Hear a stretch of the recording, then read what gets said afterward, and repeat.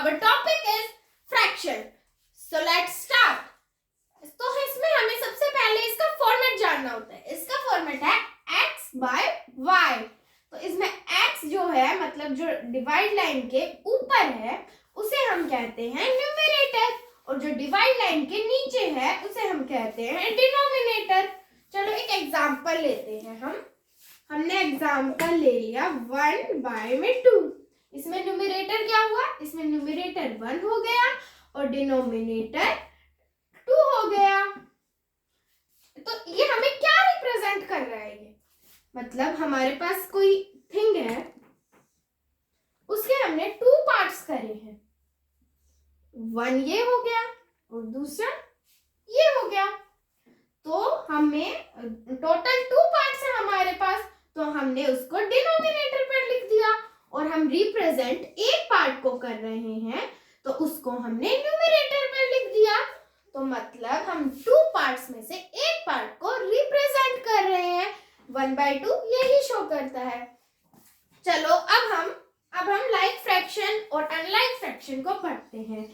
Like fraction मतलब जो जिसके डिनोमिनेटर इक्वल होते हैं और अनलाइक फ्रैक्शन जिसके डिनोमिनेटर इक्वल नहीं होते. चलो हम लाइक फ्रैक्शन का एक एग्जांपल लेते हैं. हमने ले लिया 1/2, 3/2, 4/2, 5/2. तो इसमें डिनोमिनेटर क्या है? 1/2 का डिनोमिनेटर क्या है? 2. 3/2 का 2, 4/2 का 2, 5/2 का भी 2 है. मतलब सबके डिनोमिनेटर 2 है तो मतलब इक्वल है. तो ये हमारा लाइक फ्रैक्शन है. जिसके डिनोमिनेटर इक्वल होते हैं उनको हम लाइक फ्रैक्शन कहते हैं. अब हम अनलाइक फ्रैक्शन की तरफ चलते हैं. अनलाइक फ्रैक्शन मतलब जिसके डिनोमिनेटर इक्वल नहीं होते उसे हम अनलाइक फ्रैक्शन कहते हैं. चलो हम एक एग्जांपल लेते हैं. 3/5, 4/6, 5/7 एंड 8/9. ठीक है. तो अब इसमें 3/5 का डिनोमिनेटर क्या है? 5 है. 4/6 का 6 है. 5/7 का 7 है. 8/9 का 9 है. सबके डिनोमिनेटर क्या है? अलग है. तो इसको हम क्या कहेंगे? Unlike fraction. मतलब जिनके डिनोमिनेटर इक्वल होते हैं उन्हें हम लाइक फ्रैक्शन कहते हैं और जिनके डिनोमिनेटर इक्वल नहीं होते उन्हें हम अनलाइक फ्रैक्शन कहते हैं. चलो अब हम लाइक फ्रैक्शन के एडिशन और सब्ट्रैक्शन देखते हैं और अनलाइक फ्रैक्शन के भी एडिशन सब्ट्रैक्शन हम देखते हैं. चलो हमने एक एग्जांपल ले लिया लाइक फ्रैक्शन का. 3/2 प्लस 4/2. ये दोनों लाइक फ्रैक्शन है क्योंकि दोनों के डिनोमिनेटर सेम है. चलो तो हम ये बहुत सिंपल है कि हमें दोनों के डिनोमिनेटर क्या है? 2 है. तो हमें जो आंसर आएगा उसका डिनोमिनेटर भी क्या रखना है? 2. अब हमें क्या करना है? जो इन दोनों के न्यूमरेटर हैं उन दोनों को हमें प्लस कर देना है. 3 + 4 7. तो आंसर क्या आ गया? 7/2. ओके. अब हम माइनस करते हैं. हम माइनस करते हैं 4/2 माइनस 5/7 सॉरी 5/2. ओके. तो इसमें भी दोनों के डिनोमिनेटर क्या है? सेम है. तो यहाँ भी हम क्या कर देंगे? 2 कर देंगे. और 4 - 5 क्या आता है? 4 - 5 -1. तो आंसर क्या आ जाएगा?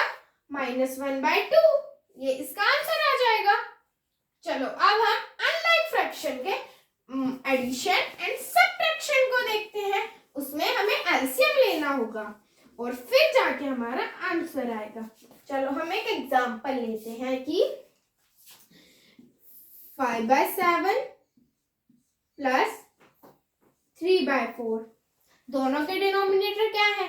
डिफरेंट है. तो ये क्या है? अनलाइक फ्रैक्शन है. चलो अब हमें उन दोनों के डिनोमिनेटर का एलसीएम लेना है और दोनों के डिनोमिनेटर क्या है? 7 और 4. चलो हम 7 और 4 का एलसीएम लेते हैं.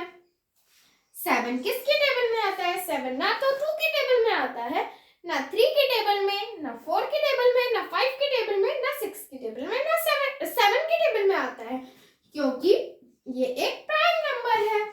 7 1 और 7 के टेबल में 4 नहीं आता, तो 4 को हम एज इट इज लिख देंगे। अब 4 किसके टेबल में आता है? 4 2 के टेबल में आता है, हाँ 2 1 2 2 4। तो यहाँ पे हम क्या लिखेंगे? 2 किसके टेबल में आता है? 2 के टेबल में, तो यहाँ पे क्या हो जाएगा? 1। तो अब हमारा एलसीएम क्या हो जाएगा? 7 मल्टीप्लाई बाय 2 मल्टीप्लाई बाय 2। 7 2 14, 14 2 28। तो हमारा आंसर क्या आ जाएगा? मतलब एलसीएम क्या आ जाएगा? 28। 7 और 4 का एलसीएम आ गया 28। अब 7 के टेबल में 28 कहाँ पे आता है?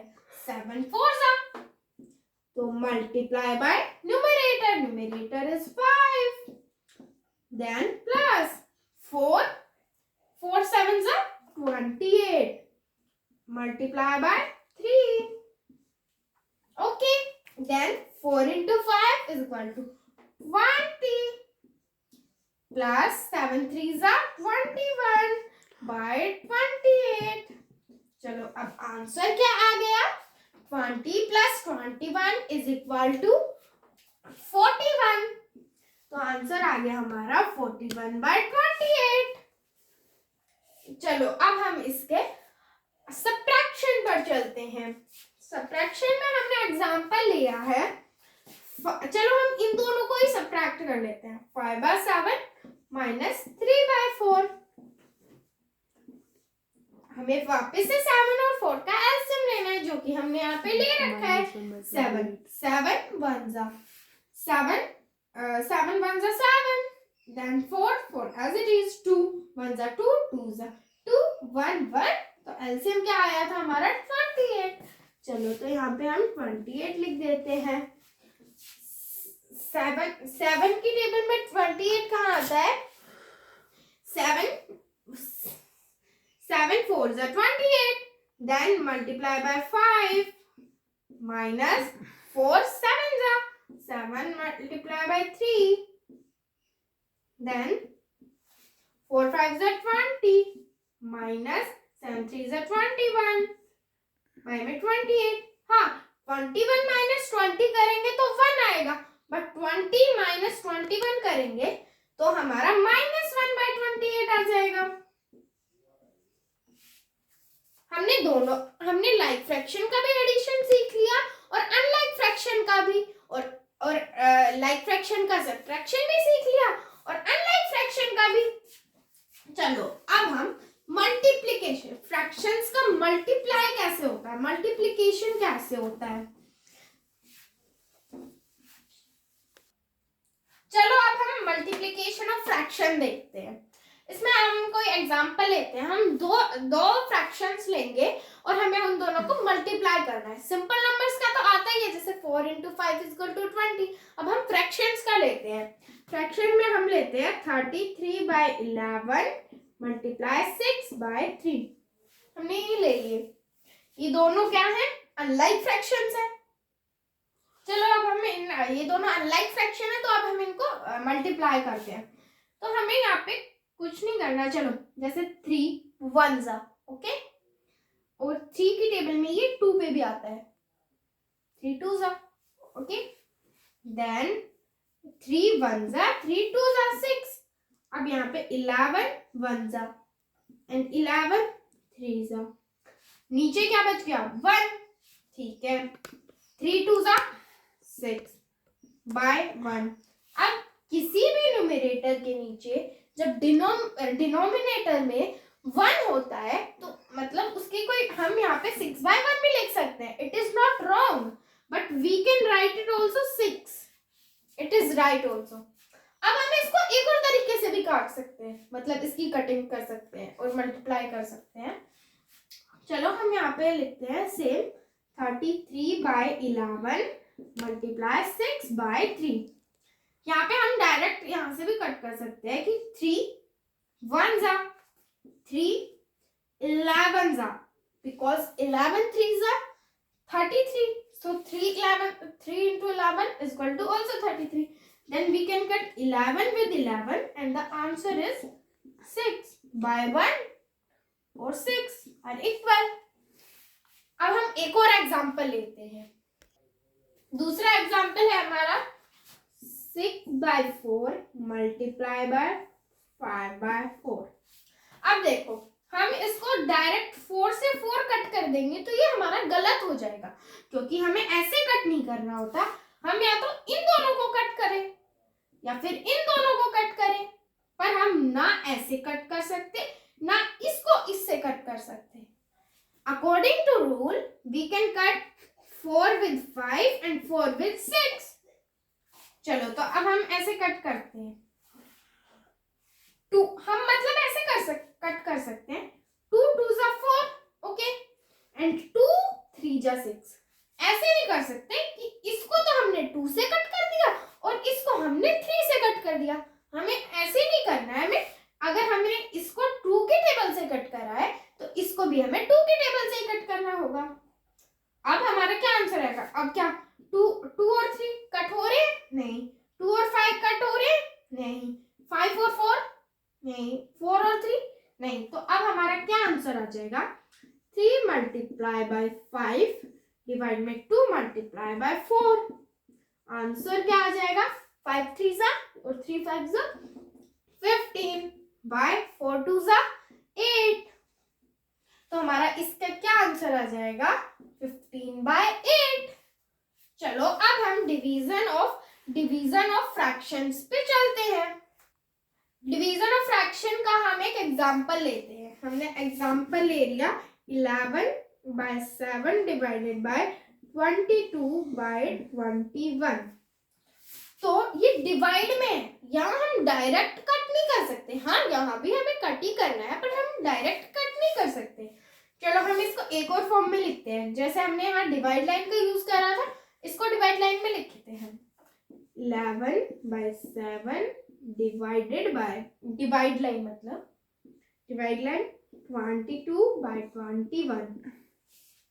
अब ये डिवाइड लाइन में ये दोनों रेसिप्रोकल हो जाएंगे. रेसिप्रोकल मतलब जैसे हमारे पास है 5 बाय 6, तो इसका रेसिप्रोकल क्या होगा?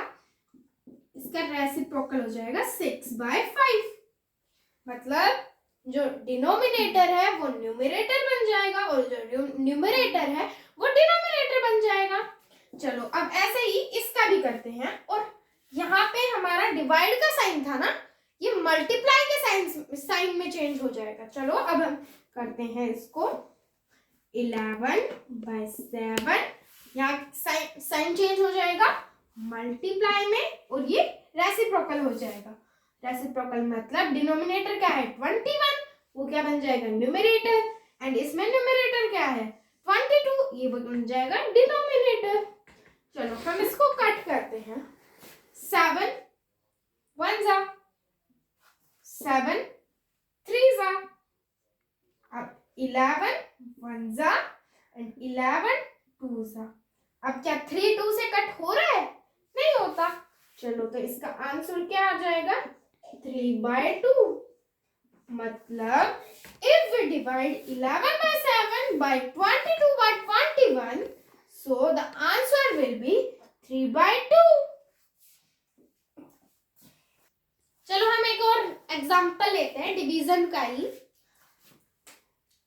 2 by 4 डिवाइडेड बाय 5 by 4.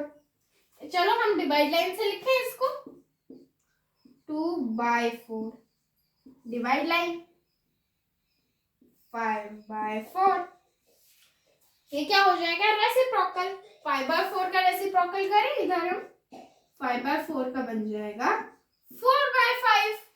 चलो अब हम यहाँ लिखते हैं 2 by 4 sign will change multiply and 5 by 4 is equal to 4 by 5. Reciprocal is this. Now we cut. We can cut like this. 4 1s 4 1s. Answer will 2 by 5। Answer हमारा 2/5 आ जाएगा। मतलब 2/4, if we divide 2/4 with 5/4, so answer will be 2/5। और हम इसी को एक और तरीके से कट कर सकते हैं। 2/4 divided by, multiplied with 4/5. So if we cut like 2 ones are 2 twos are, then 2 ones are 2 twos are, the answer will 2/5. The answer is same in both cases. So thank you.